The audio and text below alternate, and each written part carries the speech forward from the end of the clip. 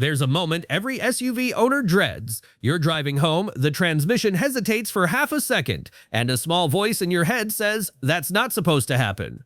For owners of a handful of popular SUVs, that moment came a lot sooner than 100,000 miles. Sometimes it came before the odometer even hit 40,000. Consumer Reports has quietly flagged these models. Independent mechanics have started warning customers away from them in person, not just online, and long-term owners have documented the exact same failures happening at eerily similar mileage. Some of these SUVs are still on dealer lots today, wearing a badge that used to mean something. So let's start with number 7. Number 7. Jeep Wrangler. Here's something most Wrangler shoppers never think to ask. Why does a vehicle with this much brand loyalty keep landing on reliability watch lists year after year? It's not a mystery to the mechanics who service them. It's a pattern. The current JL generation Wrangler launched for the 2018 model year, and it arrived with a rocky start. Consumer Reports has kept its predicted reliability score for the Wrangler stuck at just 2 out of 5, and that's not a one-year blip. Owners have documented splitting intermediate steering shafts, transmission park rods installed incorrectly at the factory, rear frame sections that corrode faster than they should, door latches that sit out of position, and even seatbelt buckles separating from the seat frame. None of these are theoretical. They're the kinds of issues that generate recalls, and the Wrangler has accumulated plenty of them, with the 2024 mid-cycle refresh alone racking up 8 separate recalls. Here's the part that catches new buyers off guard. The Wrangler isn't just an off-road toy anymore. A huge share of buyers use it as a daily commuter, and that's where the cracks show. The removable top and doors that make it so appealing for weekend trail runs also mean more wind noise, more water intrusion risk, and more moving parts that can wear loose. Add in handling that's noticeably jittery on the highway compared to a typical crossover, and you start to understand why mechanics tell customers to budget for more frequent trips to the shop. To be fair, the Wrangler's weakness isn't really about catastrophic engine failure. It's about the accumulation of smaller, frustrating issues that chip away at reliability scores and resale confidence. If you're buying one purely for off-road capability and you go in with realistic expectations about maintenance, it can still make sense. But if you're expecting Toyota-level dependability with a Jeep badge, the data says otherwise. Insurance underwriters have noticed too. Because the Wrangler's body-on-frame construction and removable panels create more points of potential water and dust intrusion, some owners report higher comprehensive premiums than a comparably priced crossover, especially in regions with heavy rain or off-road use. That's a cost that never shows up in the window sticker, but absolutely shows up on the monthly bill. There's also a resale wrinkle worth knowing about. Wranglers hold their value remarkably well on paper, often better than almost anything else in the segment. But that strong resale value can work against a buyer shopping used, because a 5-year-old Wrangler with 45,000 miles might still command a price close to a brand new compact SUV, even while carrying all of the documented reliability baggage described above. You end up paying a premium for a badge, not necessarily for mechanical peace of mind. The Wrangler's problems are mostly things you can see and hear. The next SUV on this list hides its weakness somewhere far more expensive to fix, and it caught even loyal Volkswagen owners off guard. Number 6. Volkswagen Taos. Mechanics don't usually get surprised anymore, but the Taos earns a different kind of reputation shop by shop because the story of its transmission is almost a cautionary tale on its own. Early Taos models paired a 1.5-liter turbocharged 4-cylinder with a dual-clutch automatic, and that gearbox turned out to be the vehicle's biggest liability. Some owners reported serious failures, and the transmission often felt as though it was coming apart during everyday driving. Hesitation pulling away from a stop, clunky low-speed shifts, and in worse cases, a loss of drive that left owners stranded in traffic.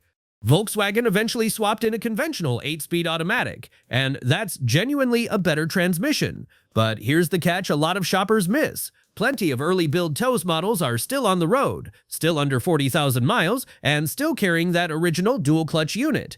If you're looking at a used Taos and the seller can't tell you which transmission is underneath it, that's a question worth answering before you sign anything. The engine itself isn't blameless either. It's part of a broader pattern with small displacement turbo engines pushed hard in a crossover body, and the 1.5-liter turbo has shown a tendency toward troublesome behavior, including some serious failures. Add in electrical gremlins that show up more often than owners expect, and you get a vehicle that still isn't a safe long-term bet, with servicing that can be frustrating and expensive. Daily commuters tend to notice these problems first, simply because they're putting steady stop-and-go miles on that dual-clutch system week after week. Road trip owners sometimes get a lighter dose of trouble, since highway cruising puts less stress on the gearbox than city traffic does. That's a small but meaningful detail if you're trying to figure out whether a used Taos actually fits how you drive. Here's the thing though, the Taos looks great on paper. It's efficient, it's compact, it fits city driving beautifully. That's exactly why it makes this list. The vehicles that disappoint owners the most aren't the ones that look bad from the start. They're the ones that look perfect until the warranty clock starts ticking down. While the Taos struggles with a transmission it's already trying to leave behind, the next SUV on this list has a much older problem, one baked into an engine design that two entire brands have wrestled with for years. Number 5. GMC Acadia and its Equinox Terrain cousins. Ask a transmission specialist which brand keeps them busiest lately, and don't be shocked if General Motors comes up more than once. Consumer Reports' most recent SUV rankings placed more General Motors models on the least reliable list than any other manufacturer, and the GMC Acadia is one of the clearest examples of why. Owners of the three-row Acadia have reported transmission-related faults that go beyond a simple fluid top-off. In multiple documented cases, the repair required removing the entire gearbox to address leaks, not exactly a quick afternoon fix. Add in brake issues and persistent glitches with the in-car electronic system, and you've got a mid-size family SUV that's asking owners to visit the dealership far more often than they signed up for. The Acadia doesn't travel alone on this list. Its compact siblings, the Chevrolet Equinox and GMC Terrain, landed on Consumer Reports' least reliable rankings in their own segment. When three different badges from the same manufacturer, spanning two vehicle sizes, share nearly identical transmission complaints, that's not a coincidence anyone should ignore. That's a pattern baked into a shared platform or shared component supplier. Here's why this matters more than a check engine light. A transmission failure isn't like a broken infotainment screen you can live with for a while. It's often a four-figure repair bill, and if it happens outside the powertrain warranty window, which frequently runs shorter than people expect, that cost lands entirely on the owner. For a family that bought a three-row SUV specifically because they needed dependable transportation for school runs and road trips, that's the exact opposite of what they were promised. The silver lining is that GM's warranty coverage on the powertrain is competitive, and buyers who stay within that window and keep meticulous maintenance records tend to have an easier time getting issues addressed under warranty. But that requires vigilance, and vigilance shouldn't be a requirement for a new SUV. Long-term owners tell a fairly consistent story too. The first year or two is usually smooth, which is exactly why so many buyers give glowing initial reviews right after purchase. It's typically somewhere in that second or third year of ownership, often coinciding with the 30,000 to 40,000 mile range when the transmission complaints start piling up. That timing lines up almost perfectly with when a lot of factory bumper-to-bumper coverage runs out, but before the longer powertrain warranty typically kicks in fully for every component, leaving some owners in an awkward gap. Body control module glitches compound the frustration further. Some Equinox and Terrain owners have reported electrical gremlins that cause warning lights to flicker on and off without any actual mechanical fault or just another software hiccup. When a family can't trust their own dashboard, that's a reliability problem that goes beyond the transmission itself. The Acadia's transmission troubles are frustrating, but they usually give some warning before they fail completely. The next SUV on our list has been quietly generating one of the most well-documented mechanical complaints in the entire industry, and Nissan's own paperwork proves it. Number 4. Nissan Pathfinder. Sometimes a manufacturer's own paperwork tells you everything you need to know. In the case of the Nissan Pathfinder, Nissan itself has been documenting a transmission problem with its own continuously variable transmission for over a decade, and it's right there in filings submitted to federal safety regulators.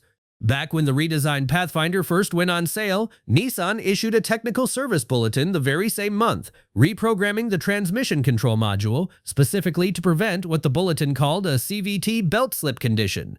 Think about that timing. The fix was already necessary before most buyers had even driven their new SUV off the lot. That's not a problem that developed after years of wear, that's a problem baked into the design from day one. The trouble didn't stop there. A separate service bulletin later documented harsh and delayed gear shifts caused by sticking valves inside the transmission's main control valve body. What started as a software reprogram eventually escalated into something far more involved, a full transmission overhaul in some cases. For owners, that progression is exhausting. First, it's a minor annoyance during acceleration. Then it's a dealership visit. Then it's a major repair that can run into thousands of dollars if the warranty has already expired. This history has followed the Pathfinder onto Consumer Reports' list of used cars to avoid, which matters enormously for anyone shopping the used market rather than buying new. A 3 or 4-year-old Pathfinder might look like a bargain compared to a new midsize SUV, but that lower price tag can evaporate quickly the moment the CVT starts slipping on a hill. CVTs in general get a bad reputation for feeling different from a traditional automatic, and some of that reputation is unfair. Plenty of CVTs run reliably for well over 150,000 miles. But the Pathfinder's specific documented history of belt slip and valve body failures isn't a matter of driver perception. It's engineering fact, confirmed by the manufacturer's own service bulletins. Family road trip users describe the failure in strikingly similar terms across online owner communities. A hesitation when climbing a highway on-ramp grade, followed by a flare in RPM as the belt momentarily loses grip before the transmission catches back up. It's the kind of sensation that makes a driver's stomach drop, especially with kids in the back seat and a loaded roof rack pushing the vehicle's weight even higher. That specific scenario, merging or climbing under load, is precisely when a CVT belt is under the most stress, and it's precisely when Pathfinder owners report the problem showing up most often. Mechanics who specialize in Nissan CVT rebuilds have become something of a niche industry unto themselves, and that tells its own story. When independent shops start advertising a specific repair service built entirely around one manufacturer's transmission line, it's rarely because that transmission is bulletproof. If a decade-old, well-documented transmission issue feels concerning, wait until you see what's happening with one of America's best-selling 3-row SUVs. Number 3. Ford Explorer. Few SUVs carry as much brand trust as the Ford Explorer. The complete redesign that was supposed to save Ford's SUV lineup, instead it's become a nightmare of mechanical problems, recalls, and unsolved issues. But here's the twist. The Explorer has had 9 separate recalls since 2020. Mechanics are seeing the same failures post-recall. A mechanic in Texas documented an Explorer that's been recalled 4 times for the same issue. The rear suspension. Ford replaces components. The problem returns within 10,000 miles. The owner has been to the dealer 7 times. Ford keeps saying it's fixed. It's not. What no one expected was the engine problem. The 3.0-liter EcoBoost V6 is experiencing catastrophic failures, timing chain issues, turbocharger failures, and Ford is denying warranty claims. The timing chain problem is particularly concerning. The chain stretches prematurely, throwing off valve timing. This causes rough running, poor performance, and eventually catastrophic engine damage. The repair requires removing the entire engine. Cost: a police department in Arizona retired their Explorer fleet early. Too many breakdowns. Too many officers stranded on duty. They switched back to Dodge Durangos. The maintenance costs on the Explorers were double what they budgeted. One police Explorer needed 3 major repairs before hitting 60,000 miles. But here's where it gets absurd. The electrical problems are unfixable. Mechanics report phantom error lights, systems that fail and reset randomly, issues that dealerships can't diagnose because the problems are intermittent. The vehicle will run fine for weeks, then suddenly everything goes haywire. One Explorer owner has been to the dealer 14 times for electrical issues. The infotainment system crashes. The digital gauge cluster freezes. The safety systems randomly deactivate while driving. Dealers replace modules. Update software. The problems return. Ford has no permanent fix. A family in Colorado bought a 2021 Explorer ST for $56,000. Within 2 years, they've had 3 recalls, 2 major repairs totaling $6,400, and constant warning lights.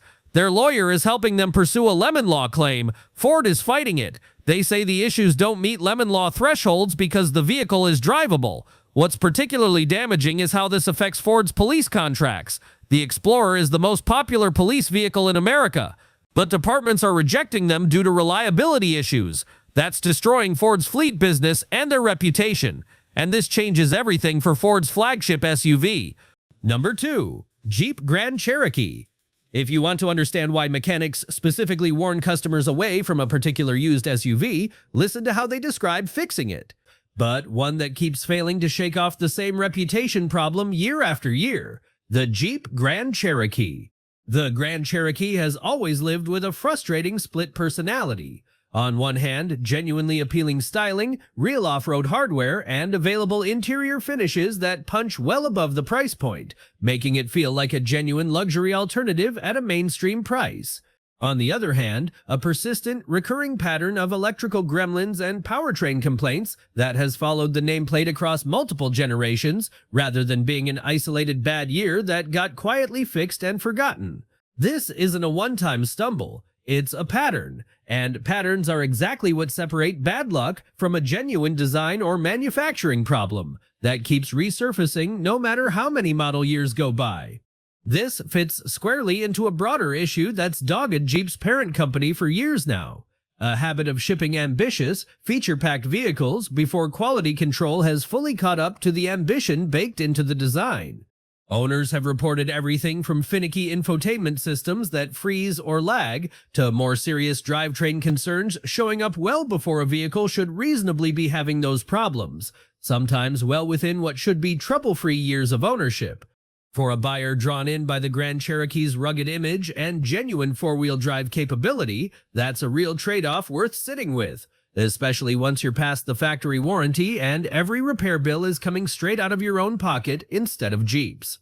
It's also worth noting how these issues tend to compound with age. A vehicle with recurring electrical faults early on often continues generating new, unrelated complaints as it accumulates mileage, since a shaky underlying electrical architecture doesn't just fix itself.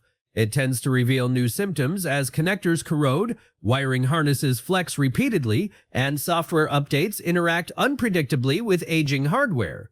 That's a very different ownership experience than a vehicle with a clean electrical foundation from day one, where problems stay rare and isolated rather than becoming a recurring theme every time you bring the vehicle in for service. Now, plenty of Grand Cherokee owners will tell you their truck has been rock solid, and that's genuinely true for some people. Reliability data is about probability, not certainty, and no single owner's experience overrides the broader pattern.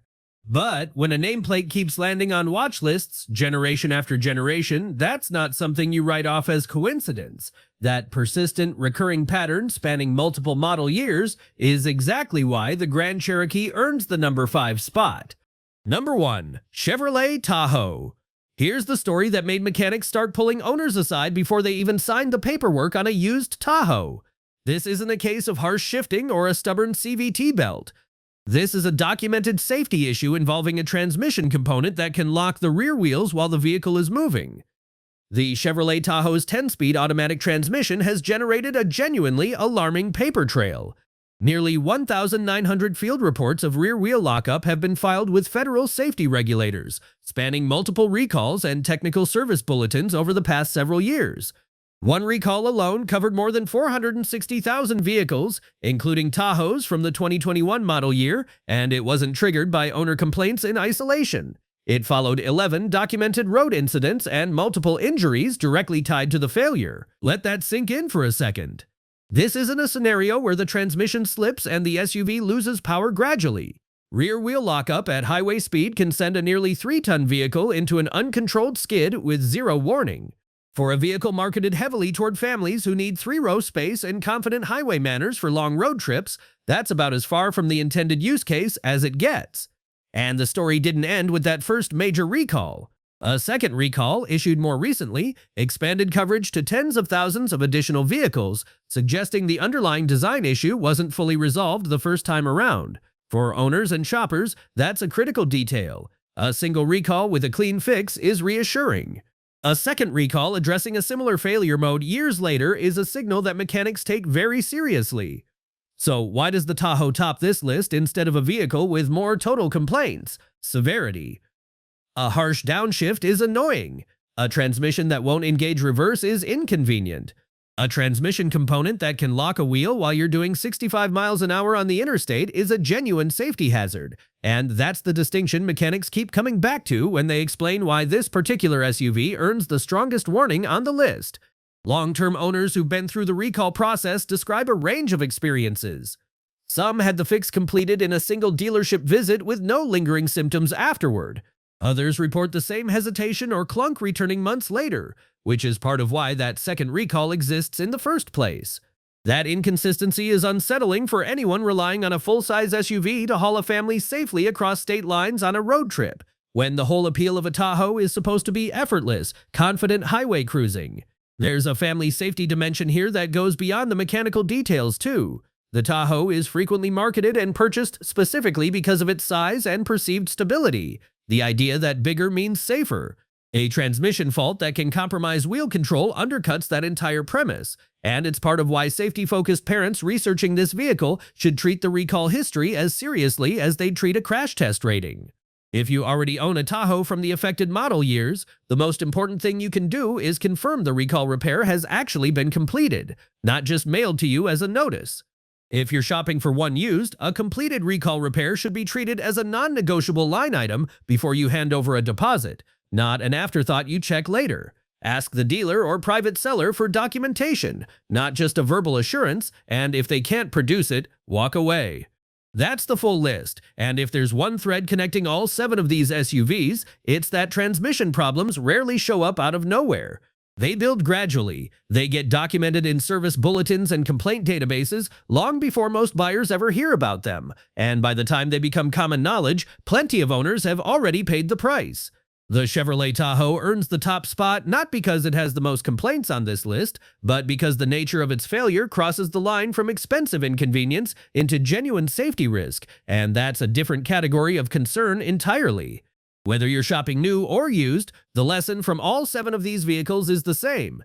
Check the recall history, read the service bulletins if you can find them, and don't assume a trusted badge guarantees a trouble-free 40,000 miles. Which SUV would you choose, and is there another model you think deserved a spot on this list?